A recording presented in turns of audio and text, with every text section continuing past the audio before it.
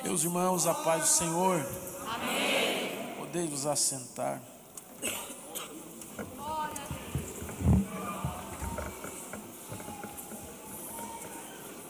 Para mim é uma alegria, uma satisfação poder estar com a igreja de Itapevi aqui nessa noite, em especial os jovens aqui deste setor. Louvar a Deus pela vida do meu pastor aqui hoje, o pastor Eliseu, sua esposa, irmã Mara. Que Deus abençoe, muito obrigado pelo convite. Espero servir a igreja e o Senhor bem aqui nessa noite. Trago o abraço da nossa igreja ali de Pouso Alegre, a todos os irmãos, ao nosso pastor aqui. Também quero agradecer a Deus pela vida da liderança dos jovens aqui nessa noite, representada pelo pastor Eliabe e todos os seus coordenadores aqui deste setor. Rever amigos, irmãos aqui neste lugar. Falo aqui o nome do pastor Kleber. Que bom te ver, meu amigo. E eu tenho certeza que, usando o nome dele, quero aqui saudar a todos os demais líderes, pastores que estão sendo representados aqui nesta noite. Convido você a abrir comigo a sua Bíblia. Nós vamos ler dois textos para nós meditarmos um pouco na palavra de Deus. O primeiro texto está no Novo Testamento, é o Evangelho escrito por João, no capítulo de número 17. Uma alegria, o pastor Eliseu me presenteou em poder trazer hoje a minha família, né? A Fernanda, a Alice, o João Francisco. A Alice, ela é pentecostal. Ela para só quando dorme. Mesmo assim ela levanta à noite sonâmbula, falando com a gente. Até dormindo ela fala. Aleluia. O Evangelho escrito por João no capítulo 17. Nós vamos ler a partir do versículo 20. Quantos encontraram? Digam amém. Amém. Se não encontrou, diga espera um pouco. Todo mundo encontrou? Amém. Então vamos ler então.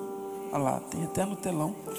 Diz assim: e rogo não somente por estes, mas também por aqueles que virão a crer em mim, pela palavra deles, para que todos sejam um, assim como tu, ó Pai, és em mim e eu em ti, que também eles estejam em nós, para que o mundo creia que tu me enviaste.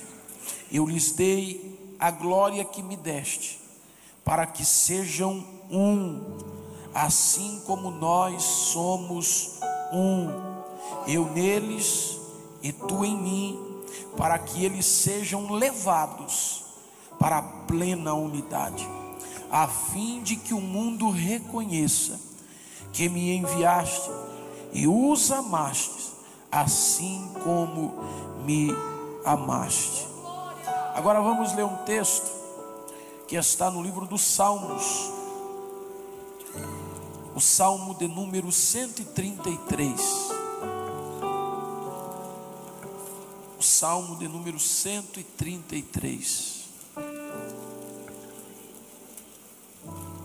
O seu verso primeiro diz: ó, quão bom e quão suave é que os irmãos vivam em união.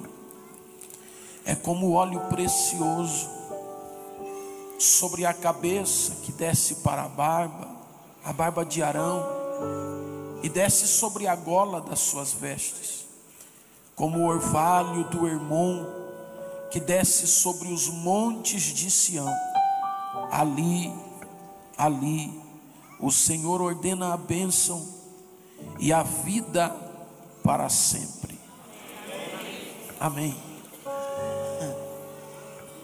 Esses dois textos é apenas para a gente pensar em um só tema a união. Eu quero falar um pouquinho hoje sobre união. Não é o açúcar, a união aqui é outra união. O Evangelho de João, no capítulo 17 que nós acabamos de ler, Jesus está no Getsêmani e ele está orando. E Jesus orou por 3 vezes. Mateus fala uma vez, Lucas cita as 2 vezes e João cita uma das orações. Jesus orou 3 vezes.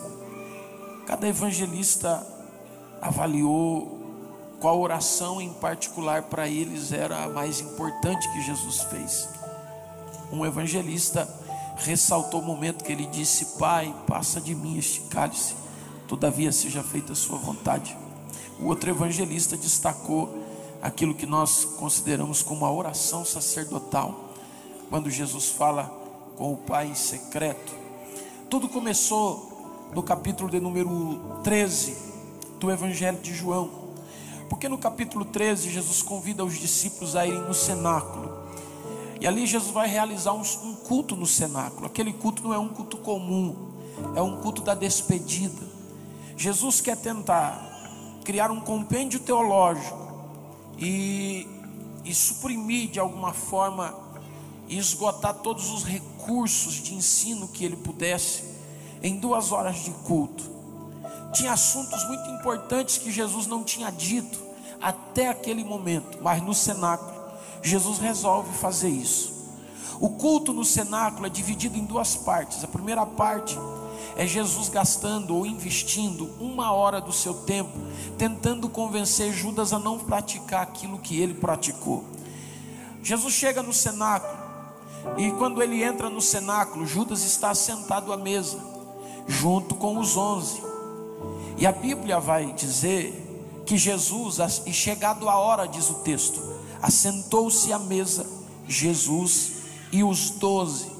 Jesus não fugiu, Jesus não saiu. Jesus sabia que estaria no culto Judas, mas ele foi para o culto. Jesus não mudou o endereço e mandou o endereço no GPS para o Judas ir para um outro lugar, e ele com os 11 ir para o outro. Diz: não quero esse cara no meu culto, o cara vai atrapalhar tudinho, não estou legal. Se eu ver ele eu não vou conseguir nem cultuar, porque eu sei qual é a proposta do coração dele. Porque Judas está com a moeda da traição desde a 4ª-feira à noite. Porque enquanto Jesus está pregando o sermão das virgens, as 10 virgens, Judas sai no meio do culto de ensino da 4ª-feira e vai ao sacerdote trair Jesus. Judas faltou o culto de ensino porque queria praticar uma traição, e Judas fica ali. Jesus sabia da intenção de Judas, mas Jesus vai para o cenáculo, chega, se assenta no cenáculo. Só que o culto não flui. Judas no culto, o culto não flui. Há uma nuvem negra no culto, há uma atmosfera pesada no culto. Parece que está amarrado o culto, as coisas não vão. E Jesus tenta dar algumas ideias em Judas. Jesus dá pelo menos 3 indiretas em Judas, e a 4ª eu chamo de direta, porque Jesus queria de alguma forma despertar a consciência de Judas e dizer: você está com a moeda da traição, mas você ainda é o tesoureiro da minha igreja, porque você tem de um lado as moedas que você carrega da traição, mas do outro lado você tem ainda o tesouro que você cuida da bolsa para mim, para o nosso ministério. Então ainda dá tempo de você decidir. Você ainda não decidiu qual lado você quer estar. E Jesus começa no culto. Jesus vai investir 1 hora em Judas, somente em Judas, e João vai dizer porque ele os amou até o fim. E de repente você vai ver Jesus assentado à mesa, e Jesus pega e olha e vê Pedro, Tiago, João, Judas. Ele vai vendo os discípulos, e do nada Jesus pega uma toalha, coloca nos seus ombros, se ajoelha, e ele diz: Pedrão, vem aqui meu filho, deixa eu lavar os seus pés. Pedro fica assustado, porque na cultura judaica era para ser ao contrário, era o servo que tinha a lavar os pés do seu senhor. E Judas está sentado na mesa, e Pedro diz: não senhor, que isso? Se eu quiser, vamos inverter isso aí, eu vou e lavo os seus pés. Ele diz: Pedro, você não entendeu, se você não deixar eu lavar os seus pés, você não tem parte comigo. E aí Jesus vai explicar para Pedro, só que Jesus está falando, pastor Eliseu, para Pedro, mas Jesus está falando para Pedro, mas Jesus quer que quem ouça aquilo é Judas, porque Jesus diz assim: ó, vós estáis limpos pela palavra que eu vos tenho falado. Aí ele termina dizendo: porém, nem todos todos vós estáis limpos. Primeiro toque que ele dá em Judas. Judas não pega a ideia. Aí Jesus lava os pés, se assenta na mesa. Jesus vai para a segunda indireta em Judas. Jesus chega e diz assim: ainda essa noite, um de vós há de me trair. Aí Jesus fica. E o Judas ouviu. E aí Jesus vai de novo. A terceira indireta. O Pedro olha para João e diz assim: rapaz, porque tem gente que prega dizendo que João tinha intimidade com Jesus, que reclinava a cabeça no peito de Jesus. João só fez isso uma vez e foi para fofocar. Está na Bíblia. Foi ou não foi? O João encostou porque o Pedrão falou para ele assim: ó, você está mais perto do chefe? Pergunta para ele quem é o traidor. Aí João deitou no peito de Jesus e disse: quem vai trair o Senhor?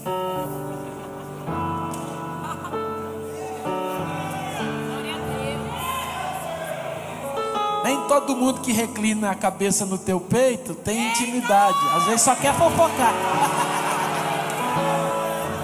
Só quer fofocar. Aí, mas não é o tema. Aí, Jesus, ao invés de falar quietinho no pianinho, Jesus fala assim: aquele a quem eu der de um bocado na boca, esse há de me trair. E todo mundo sabe que na cultura judaica é semelhante a nossa. Quem aqui, quando faz aniversário, corta o primeiro pedaço para dar para quem mais gosta? Quem faz isso aí? Deixa eu ver. Levanta a mão. Deixa Deus te revelar aí hoje, vai. Pronto. Não é assim? Aí a gente pega um pedaço do bolo, e aquela pessoa que quer o pedaço para falar que é mais íntimo da gente, ela quase nos ameaça. É ou não é? Porque você pode perceber que quem quer o primeiro pedaço é aquele que começa assim: quem será, hein? Quem será? De quem vai ser? E Judas está igualzinho, porque Judas começa a perguntar: serei eu, Senhor? E todo mundo, porque como Jesus contou para quem? Jesus contou para quem? Para João. O Pedrão não ficou sabendo, o Tiago não ficou sabendo, porque Jesus só falou para o João. João deu uma reclamada: Senhor, quem vai trair? Ele disse: que eu der um bocado na boca, o primeiro bocado é o que vai me trair. Aí todo mundo não sabia. E na cultura judaica o primeiro bocado é dado para quem é mais íntimo. Aí Jesus parte o pão, molha e faz assim, ó. E todo mundo: será que é eu? Será que é eu? Só o João fazendo assim.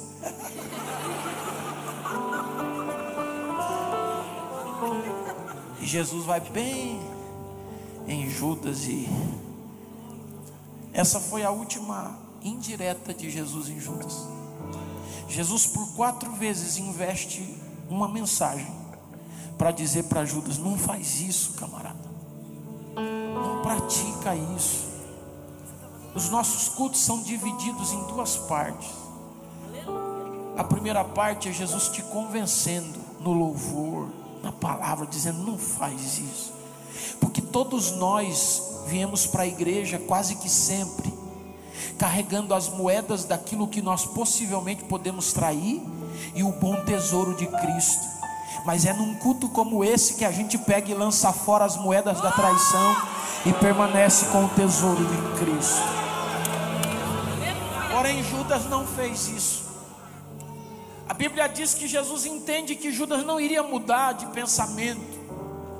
Então Satanás entra em Judas. Até aquele momento Satanás não tinha entrado em Judas, mas naquele momento Satanás entra em Judas. Quando entra em Judas, Jesus olha para ele e diz: então rapaz, agora vai e faz depressa o que você tem que fazer. Pensa num clima. Porque quando tem um Judas no culto, a mensagem que era para ser pentecostal e espiritual é só surra, é só pancada. Jesus fala de traidor, Jesus fala que tem sujo no culto. Jesus vai falando, e o culto não vai, tá uma nuvem, é escura. Aí quando Judas se levanta e vai embora, que Jesus olha e vê Judas saindo do cenáculo, aí Jesus começa dizendo: filhinhos, ó, mudou a mensagem. Filhinhos. Até então era traidor, tem um sujo no nosso meio. Mas o Judas saiu, Jesus começa: filhinhos, Jesus sabe discernir quem é quem dentro de um culto. Ele sabe. Você nunca pode se assustar com nenhum tipo de mensagem, porque Jesus sempre vai colocar na boca do pregador aquilo que a igreja precisa ouvir. Às vezes você diz a mensagem está tranquila, mas porque tem filhinhos. Às vezes você diz a mensagem está meio forte, é porque tem Judas. Deixa que ele decide como é entregue a mensagem. Você só fica tranquilo e recebe aquilo que Deus tem para você. Aí ele olha e ele diz: filhinhos, estarei convosco apenas mais um pouco. Vocês vão me procurar. Como eu disse, eu vou indo para um lugar aonde vocês não podem ir agora. Eu vos dou um novo mandamento: que vos ameis uns aos outros, assim como eu vos amei, que também vos ameis uns aos outros. Nisso todos saberão que sois meus discípulos, se vos amardes uns aos outros. Jesus, olha que mensagem diferente. Não é uma diferença? No mesmo culto, primeiro é uma mensagem dura, difícil, que você fica segurando na cadeira pensando: meu Deus, será que não vai acabar logo? E de repente do nada ele começa a dizer: eu vos dou um novo mandamento, que vos ameis uns aos outros. Tá bom. Aí ele disse assim: ó, eu vou indo para um lugar aonde vocês não podem ir agora, mas eu vou deixar uma palavra para vocês. Eu quero que vocês amem uns aos outros, porque daí eles vão saber que vocês são meus discípulos. Só que quando Jesus termina de dizer isso, o Pedrão, ele não focou na mensagem vos ameis uns aos outros. Ele só guardou a parte de eu vou para um lugar aonde vocês não podem ir. E ao invés dele perguntar: Senhor, como eu faço para amar o meu irmão? Ele pergunta: para onde o Senhor vai? Está no texto, versículo 36. Ele diz: para onde o Senhor vai? Aí Jesus: ô Pedro, acabei de dizer, para onde eu vou, você não pode me seguir agora, mais tarde você me seguirá. Ele diz: nada disso, Senhor, aonde tu fores eu irei, vou contigo até o fim. Empenha a minha vida no que eu estou falando agora, que eu não te deixo. Jesus olhou para ele e disse: rapaz, o galo não vai nem cantar, você vai me trair ainda essa noite, vai me negar 3 vezes. Pedro diz: jamais, Senhor. E a Bíblia diz que Jesus olha para eles e diz: vamos cantar um hino. E tendo cantado um hino, Jesus se levanta, dá a bênção apostólica, porque ele disse: eu vos deixo a minha paz vos dou. Judas perdeu a canção do último culto do cenáculo e ainda perdeu a bênção apostólica, saiu antes. Mas os discípulos ficaram, recebeu a bênção. E eu não sei que hino Jesus cantou, mas se chegar lá perguntar para os 11, eles vão dizer: eu estava no culto, eu sei que hino que ele cantou. E tendo cantado um hino, subiram para o Monte das Oliveiras. Aí Jesus sai do cenáculo com os discípulos. E não acabou não, Jesus prega mais 4 mensagens enquanto eles estão indo em direção ao Monte das Oliveiras. Jesus vai falando com os discípulos. De repente ele está passando as costas do templo, porque as costas do templo, onde ficava o altar, era onde era feito o sacrifício. O sangue do animal corria por um ribeiro chamado Ribeiro do Cedro, que era que ficava entre a parte de Jerusalém e o começo do Monte das Oliveiras. Então Jesus vai indo, e bem na copa da parte de trás do templo havia esculpido de bronze uma videira. E aí Jesus olha para a videira e diz: eu sou a videira verdadeira. E ele começa a falar e vai passando e vai indo com os discípulos, dando. E ele diz assim: olha, eu vou falar com o Pai, ele vai deixar, porque eu vou rogar a ele para que ele envie um outro consolador. E ele vai indo em direção, atravessa o ribeiro. Não tinha como atravessar, não tinha uma espécie de passadiço, tinha que entrar e atravessar o ribeiro. Ele nunca era maior do que aqui na cintura, mesmo no tempo da cheia. Então ele vai passando, vai subindo, chega na primeira parte do monte. Ele olha para os discípulos e diz: fiquem vocês aqui. Chama Pedro, Tiago e João, diz: vem comigo. E ele sobe um pouco mais à frente, lá no Getsemane tem o jardim do Getsemane e tem o pomar do Getsemane. Jesus chega e deixa os três no pomar do Getsemane, e ele vai um pouco mais à frente no jardim do Getsemane, e Jesus vai orar. Só que antes Jesus vai explicar o que está acontecendo. Jesus olha para eles e diz: eu estou angustiado. E não é uma angústia normal. Eu estou angustiado, é uma angústia que me faz sentir o desejo da morte. Eu estou angustiado até a morte. Vocês podem vigiar um pouco comigo? O Pedrão, o Tiago, o João disse: que isso, mestre, estamos juntos. Fica tranquilo que aqui está todo mundo pronto. Olha aí. Estou listo. Jesus disse: então tá bom, aguenta firme aí, vou orar, já volto. Na primeira oração, Jesus pede para passar o cálice. Jesus está angustiado. Do pomar dá para ver um pouco das árvores das oliveiras que tinha lá no canto, aonde Jesus estava escondido no horto. E o João viu. E João vai dar alguns detalhes. E eles percebem, aleluia, que Jesus está chorando, suando. E um fica a ponto de querer entender o que está acontecendo, que diz: olha, é gota de sangue que está derramando, é algo muito forte. Olha aquela cena, porque está acontecendo a maior guerra no mundo espiritual, é dentro daquele jardim. O Calvário não é nada perto da batalha espiritual que aconteceu no Getsemane. Jesus está enfrentando a agonia, a dor, pavor. E mesmo assim os discípulos conseguiram dormir. No meio da tensão, na noite, na penumbra, o medo, mesmo assim eles dormiram. Mas o João fala que todos dormiram, mas João contou a oração de Jesus inteirinha para nós, o capítulo 17. Está inteirinha a oração, intacta ali. Então, mesmo dormindo, João ficou ouvindo de longe. E Jesus dizia: Pai, oh aleluia. Porque tem gente que pensa que a angústia de Jesus ali, o maior medo de Jesus, a maior preocupação de Jesus era com a cruz. Não, a maior preocupação de Jesus era o que iria acontecer depois da cruz. Por quê? Porque Jesus estava preocupado porque o Pedrão não pegou a jogada. Jesus disse para eles: olha, eu quero deixar para vocês um novo mandamento antes de eu ir para esse caminho que eu estou indo. Só que o Pedro, ao invés de prestar atenção na mensagem do novo mandamento, ele ficou interessado em saber qual era o caminho que Jesus ia. E Jesus está preocupado porque Jesus está olhando para ele e está dizendo: não é essa igreja que eu quero deixar. Aí ele vai orar, vai dizer: Pai, o Senhor sabe o que está me fazendo ficar angustiado? É porque eles não são do mundo, como eu do mundo não sou, mas eles estão no mundo. Mas eu peço, Pai, que não precisa tirar eles do mundo, só os livre do mal. E qual é o mal que Jesus está falando? O mal aqui não é o diabo, o mal aqui não é Satanás. Ele vai dizer qual é o mal. Ele diz: oh Pai, eu preciso que eles sejam um, Pai. A preocupação de Jesus era que quando ele saísse, não houvesse amor, não houvesse união, não houvesse unidade, não houvesse sintonia. Então Jesus ora e diz: oh Pai, eu rogo a Ti, e não somente por estes, mas por todos que ainda hão de crer em mim, Pai.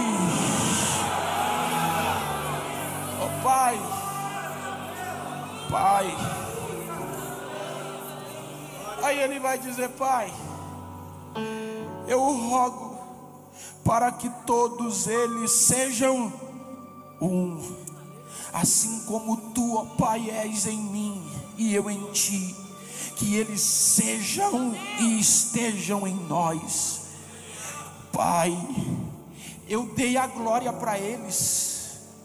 Olha, por que Jesus deu a glória para eles? Para pular? Para fazer aviãozinho, telefone sem fio, helicóptero? Foi? Pai, eu lhes dei a glória que Tu me destes, para que eles sejam,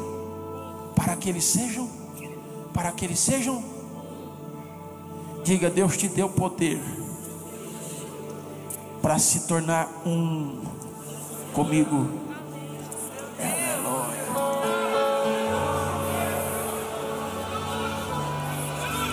Aí agora eu começo a pregar, porque eu fiz a introdução em João para nós chegar em Salmo 133. Aí disse assim: para que eles sejam um. E olha o propósito, Kleber. Por que o Senhor quer que eles sejam um, Senhor? Aí Deus vai dizer: sabe por que, Pai, que eu quero que eles sejam um? Para que o mundo saiba que tu me enviaste e que eu os amei. Preste atenção no que Jesus está dizendo. Jesus está dizendo: Pai, eles precisam ser um, porque não vai ser pregando que o povo vai crer, não vai ser belas canções que o mundo vai crer, não vai ser uma bela ministração que o mundo vai crer. O mundo vai crer que o Senhor me enviou e que eu amo o mundo se eles forem um, Pai. Então oh glória, oh glória. A maior mensagem que vai ganhar alma não é uma pregação bem elaborada no grego, no hebraico, no aramaico, no latim, não no vernáculo, no oráculo e tudo áculo que você achar que nem eu sei. Nada disso. O que vai ganhar alma é se o mundo olhar e ver uma igreja unida.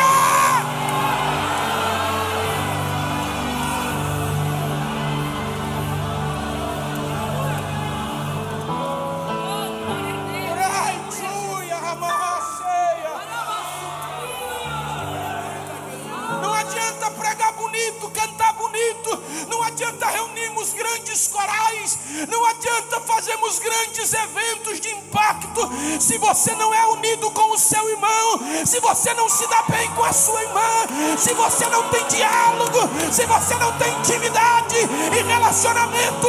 Para o mundo nada disso vale. O mundo não presta atenção na tua palavra ou nas tuas canções, o mundo lê a tua vida.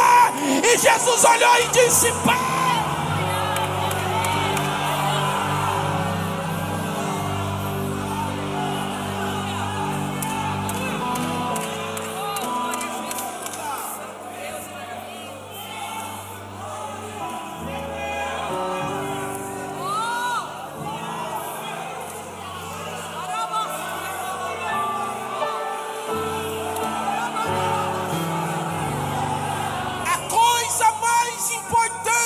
para Jesus é a comunhão da igreja.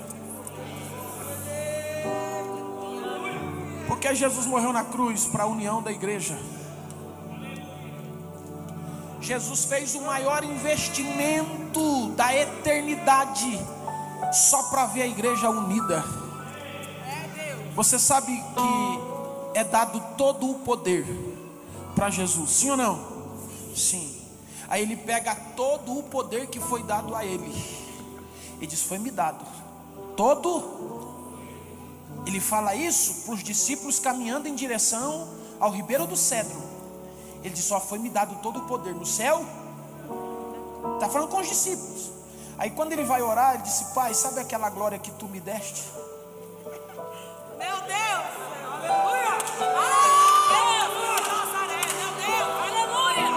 aleluia. Sim, meu filho, eu te dei. Então, Pai, aquela glória, eu acabei de fazer um negócio aí. O que é que você fez, meu filho? Acabei de dar tudo para eles.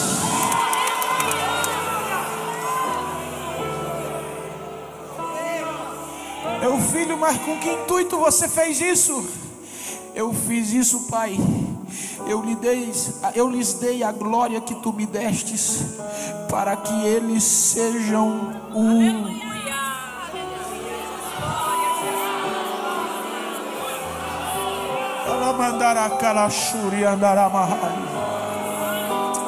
Porque tem línguas estranhas, porque tem palavra, porque tem salmos, porque tem louvor, porque tem profecia, porque tem variedade de língua no culto. É para promover a edificação, a união, a comunhão. Senão não adianta dar glória, dar aleluia, se você não tem união, se você não tem comunhão, e se você não tem interesse em se unir a todos que estão aqui dentro, então não tem glória de Deus para a tua vida. O propósito da glória é promover a união.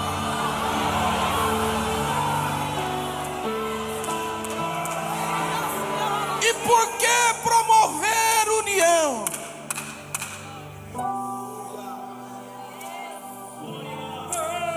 Para que o mundo creia que tu me enviaste. Só isso? Não. E os amaste.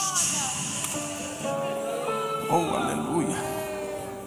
Quando o mundo vê uma igreja unida, oh glória, o mundo crê que Jesus veio e que Jesus o ama. Oh, aleluia. Podemos pregar os maiores sermões, se faltar o amor, se faltar a união. Pastor, e aí? Vamos para o Salmo 133. Porque a proposta da introdução que eu fiz é para te fazer entender que a coisa que deixa Deus mais admirado, feliz. Mas Deus se admira? Sim. Tem 2 vezes na Bíblia Deus admirado de algo ou de alguém. E o que deixa Deus admirado é quando encontra uma igreja, é quando encontra uma família, é quando encontra os jovens unidos. Será, pastor? Sim, vamos começar a pensar no Salmo 133. Porque olha como começa o Salmo 133. Como começa? Salmo 133, verso 1, como que diz? Não, vamos respeitar a pontuação. Vamos todo mundo junto? 1, 2, 3 e? Vamos parar, tem que respeitar. Olha lá, H, exclamação. Vamos lá? Todo mundo junto? 1, 2, 3 e? Ficou bonito. Agora olha para alguém e vai falar a mesma palavra de novo. Vai, 1, 2, 3 e?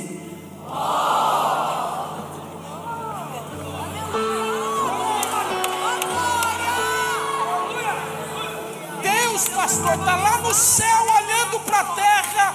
Ele vê Israel no Salmo 133. E do nada ele olha para os anjos, olha para todo mundo e olha para baixo e faz o quê?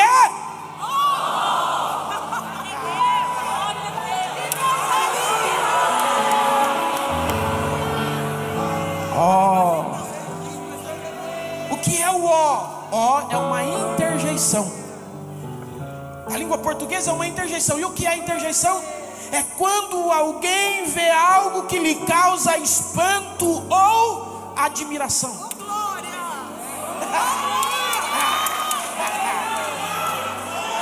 Deus está no céu olhando algo e olha o que ele faz.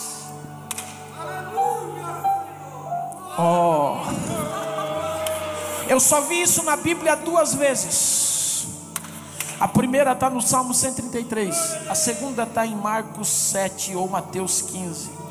Quando Jesus olha para a mulher cananeia, e depois que ela olha para ele, diz assim: mas até os cachorrinhos comem das migalhas que caem da mesa do seu Senhor.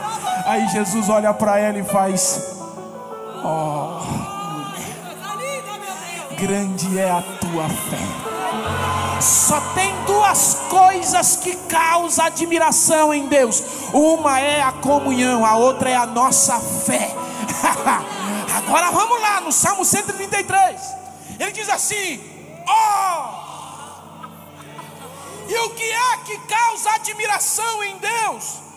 O que é que Deus olhou e viu e se admirou? Aí o salmista continua dizendo: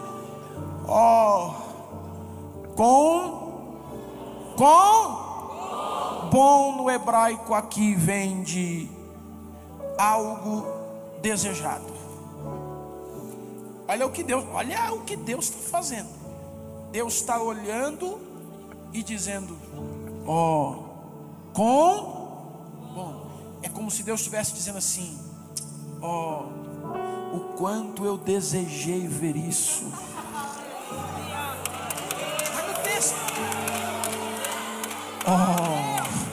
Sabe quando você estava bravo, daí do nada seu semblante vai descaindo e você vai ficando sem graça, E aí está com vergonha de pedir perdão, porque estava muito... Mas mesmo assim chega do nada, meio sem graça, diz, tá tudo bem? E se tudo bem, você está falando assim, por favor, me perdoa, que mancada que eu dei. Aí quando você faz desse jeito, Deus olha lá do céu e faz assim, oh, o quanto eu desejei ver isso.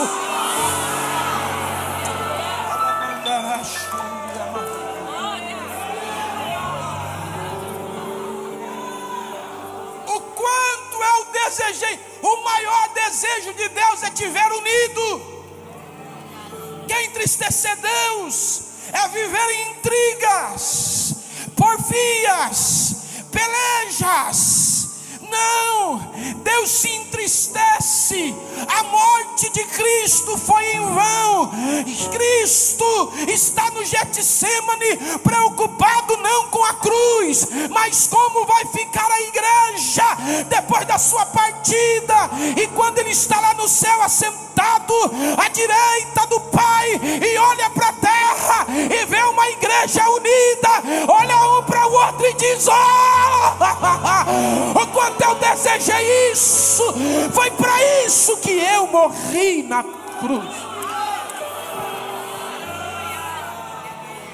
Vamos continuar.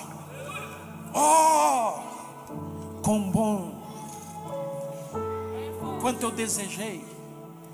E a segunda palavra, ele disse: quão bom e o quê? E suave ou agradável, que no hebraico suave quer dizer doçura ou brando. Agora vamos jogar tudo dentro do texto. Era Deus dizendo assim: ó, o quanto eu desejei ver gestos de doçura entre os irmãos, gesto de brandura entre os irmãos. Oh, aleluia. O desejo de Deus é ver você se comportando como alguém que expressa doçura, brandura.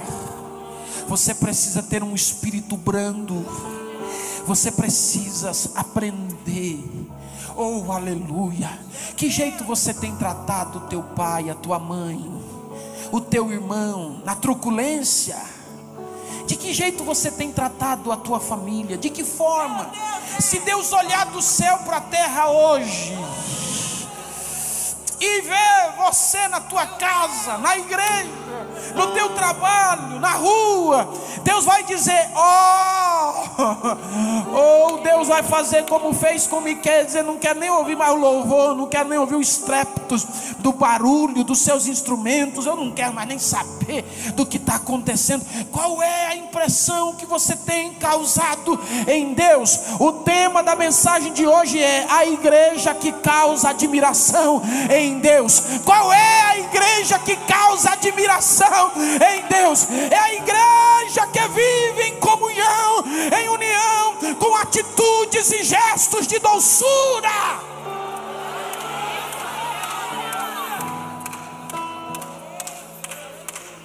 Aí Deus está olhando do céu. Aleluia. Salmo 139 diz que existe um memorial, uma agenda de Deus. Malaquias 3 também diz, e Atos 10 também diz. Diz que tem um anjo. Atos 10 vai dizer, Salmo 139 vai dizer, Malaquias vai dizer que existe um anjo que vem, pastor. Olha aqui, lembrei, quando o senhor falou, já lembrei aqui. Aí diz que tem um anjo que vem e colhe as informações para levantar diante de Deus um memorial, não é? Está lá, Atos dos Apóstolos capítulo 10, o Cornélio não era nem crente, mas as ofertas e as orações, o anjo disse assim: nós temos levado e colocado diante de Deus como um memorial. Então tudo que você faz aqui tem um anjo que vai anotando. Pensa, está lá, vamos lá, teu nome? Luísa. Aí a Luísa aqui na terra está lá trabalhando na casa dela, os pais, família, está lá. E o anjo anotando o que a Luísa está fazendo.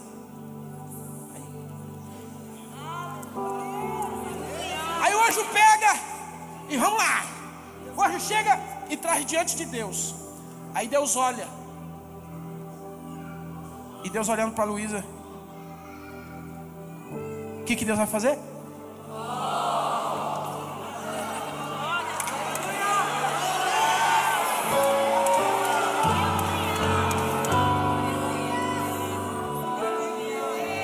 O quanto eu desejei ver isso.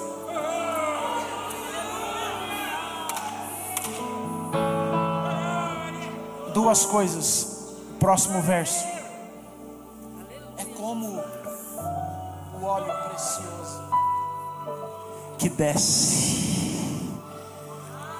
Aí Deus olhou para Luísa e Deus disse assim: pega o óleo precioso.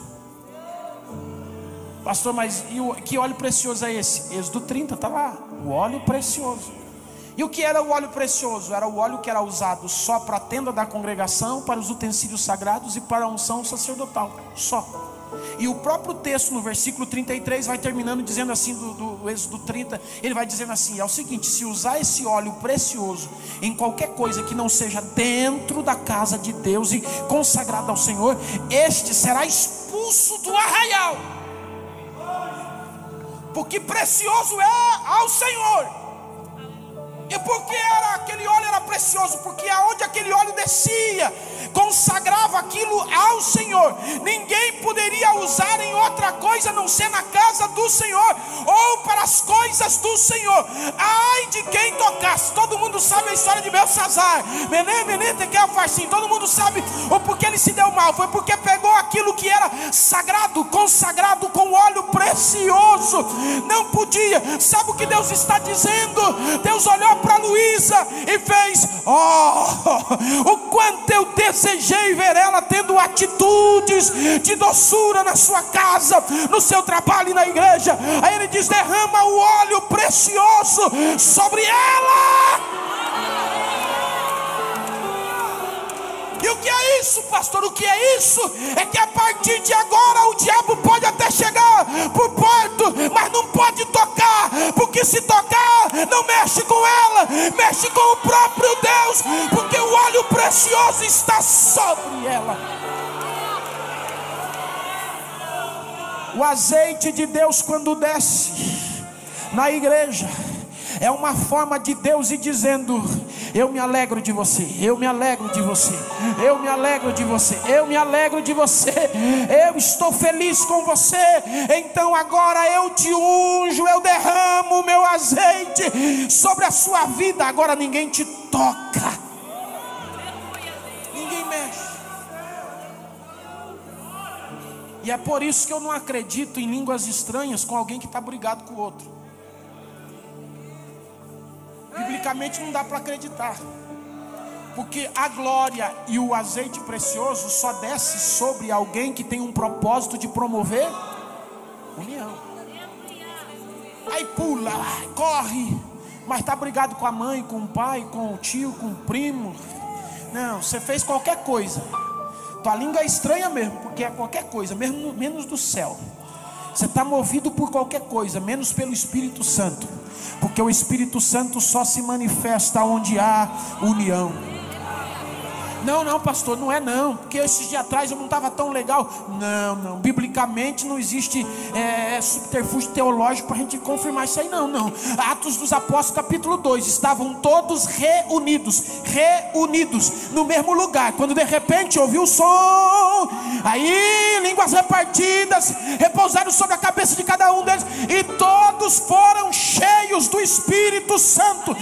Atos dos Apóstolos capítulo 4 versículo 31, estavam todos reunidos no mesmo lugar, e quando acabaram de orar, moveu-se o lugar em que estavam, e todos foram cheios do Espírito Santo. Não existe união sem unção, e só há unção aonde tem união. Quem tem união, abra a boca da glória.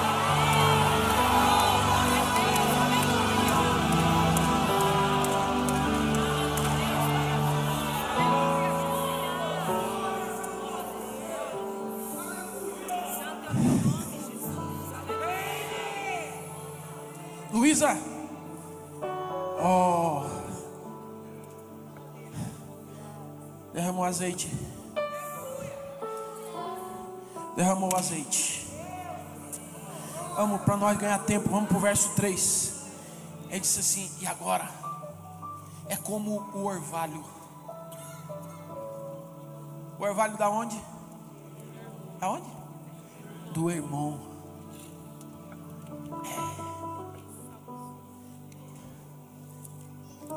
Como o orvalho do irmão que desce sobre os montes de Sião.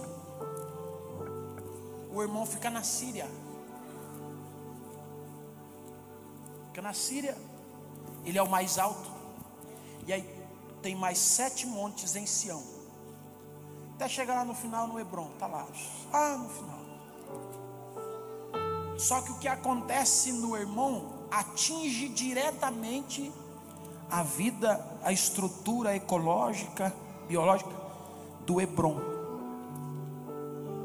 E todos os demais montes que há naquela região. Por quê? Sabe por quê ou não?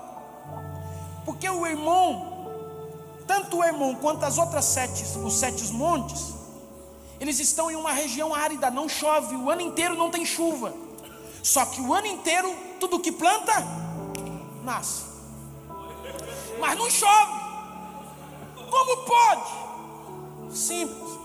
A copa do irmão, o topo do irmão, ultrapassa as nuvens, chega na extensão rarefeita, forma na copa, no topo, no cume do monte, neva o ano inteiro. Meu Deus! E a neve, tanto que Hermon significa montanha nevada, neva o ano inteiro. Acima das nuvens forma uma geleira no Hermon, e o gelo fica lá. Só que vai descendo a neve, vai descendo. Aí quando ultrapassa o limite das nuvens e o sol começa a atingir a montanha nevada, o gelo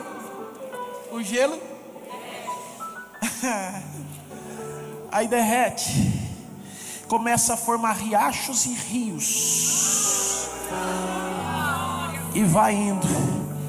Sinai, Sião.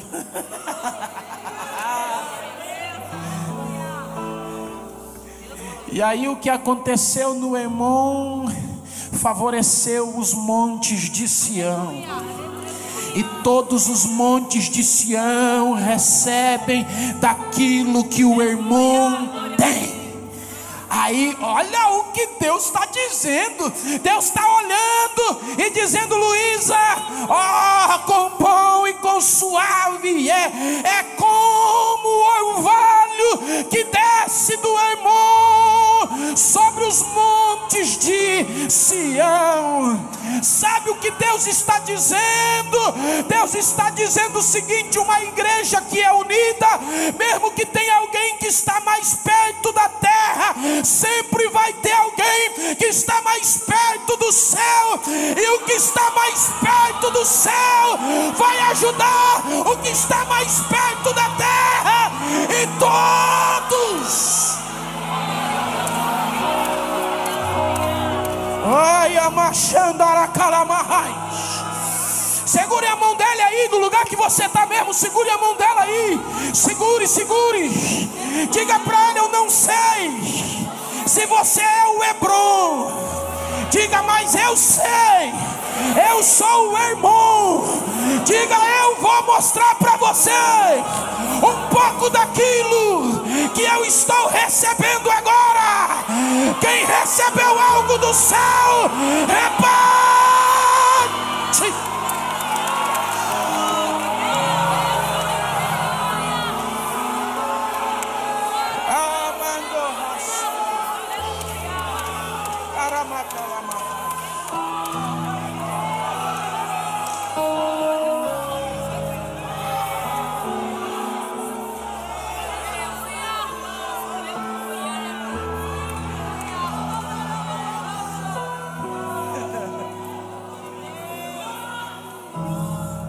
irmão recebe o que vem do céu, os outros montes não.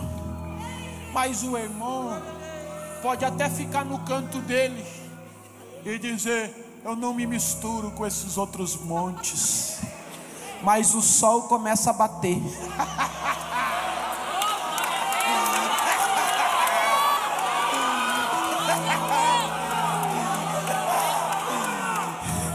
E ele lá no culto assim: eu não vou, eu não quero, eu não faço, não adianta. E o sol brilhando, e o sol brilhando, e tome palavra. 10 minutos de palavra, eu não vou. 20 minutos de palavra, eu não vou. 30 minutos de palavra, eu não vou. 50 minutos de palavra, tá bom. Aleluia! O sol vai brilhar.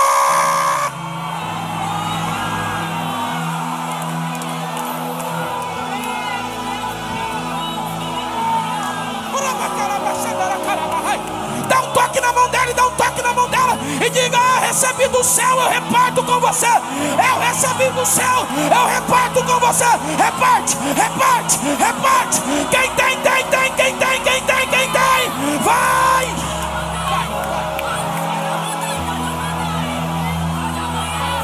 Vai, mas...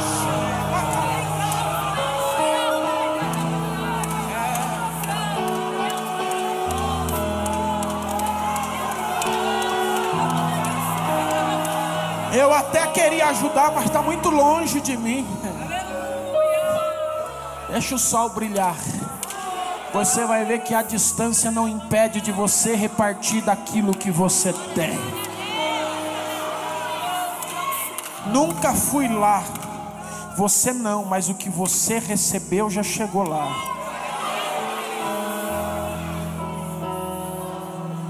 Você não precisa ir na casa dos outros para falar que é amigo. Basta aquilo que você recebeu, você disser: Senhor, visita lá, visita lá, visita lá, visita lá, visita lá.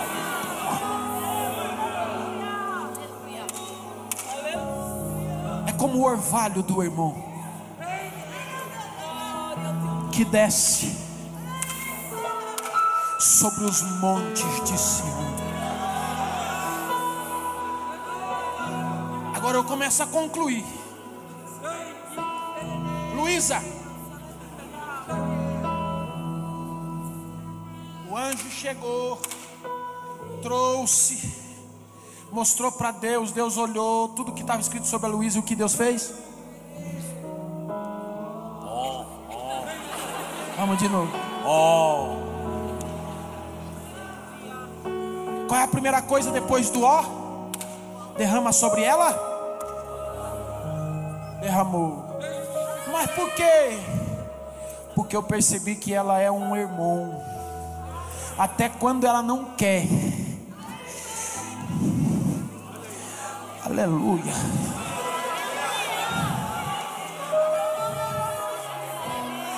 Porque você pode até ter entrado aqui não querendo, mas eu louvo a Deus porque nós somos igual o segundo filho da parábola. O pai olhou para os dois filhos e disse: você vai na minha vinha trabalhar hoje? O primeiro disse que ia, o segundo disse: não quero. Mas às vezes a Luísa faz assim: eu não quero. Mas o sol bateu, a neve derreteu e os montes receberam. E aí Deus vai fazer assim, olha o que Deus vai fazer. Verso 3, para nós começar a encerrar. Ali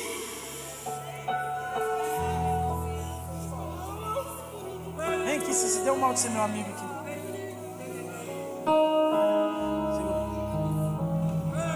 Aí Deus olha e Deus vê que está tudo bem depois do quê? Aí Deus pega e fala assim para a bênção: bênção, vai lá na Luísa. Ali. Deus sabe o teu endereço. ali. Aí a bênção corre lá. A bênção vai, chega na Luísa, a bênção. E a bênção pergunta para Deus: quanto tempo eu fico aqui? Um dia? 2 dias? 10 anos? Quanto tempo? E ali Deus ordena a bênção e a vida para.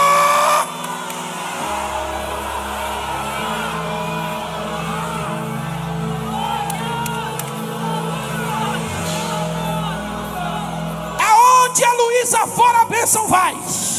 Aonde a Luísa for, a bênção vai. A bênção vai. É ali, é ali, é ali. Você não queria, mas permitiu que o sol brilhasse. E o que você tem, você transmitiu a outros. Então ali, ali, ali, ali, ali, ali. Oh, aleluia. O Senhor. E não é assim, por gentileza, a bênção. Se você sentir no coração de abençoar, ali o Senhor faz o quê? Ordena. Você não sabe, mas você ainda não tomou atitude, mas o teu sentimento já corroborou com a mensagem. Porque no teu coração você já recebeu a mensagem, aceitou ela e está dizendo: eu vou me consertar, eu vou pedir perdão, eu vou reativar a amizade, eu vou recomeçar o meu relacionamento, E enquanto você está dizendo isso, já existe uma ordem direta do céu para a bênção, dizendo: vai ali, vai ali, vai ali, vai ali, vai ali. Oh, aleluia. Aleluia. Eu falo demais. Ali o Senhor ordena a bênção. Só que não adianta nada chegar a bênção e você não ter saúde o suficiente para desfrutar da bênção que Deus vai te dar. Então não existe bênção sem vida. Todas as vezes que Deus mandar bênção, Deus também vai te mandar. Aí Deus disse: vai lá, bênção. Fica para sempre. Até quando? Até enquanto ele tiver vida. Então vai demorar pouco. Ele diz: não, mas eu acabei de dar outra ordem aqui. Qual? Estou terminando que haverá vida também lá. A bênção e a vida. Deus muda o cativeiro de Jó. Jó recebe tudo em dobro que antes ele tinha. Mas o diabo diz que adianta ter tudo isso, mas não vai viver para usufruir de tudo isso de bênção. Deus diz: quantas anetinhas?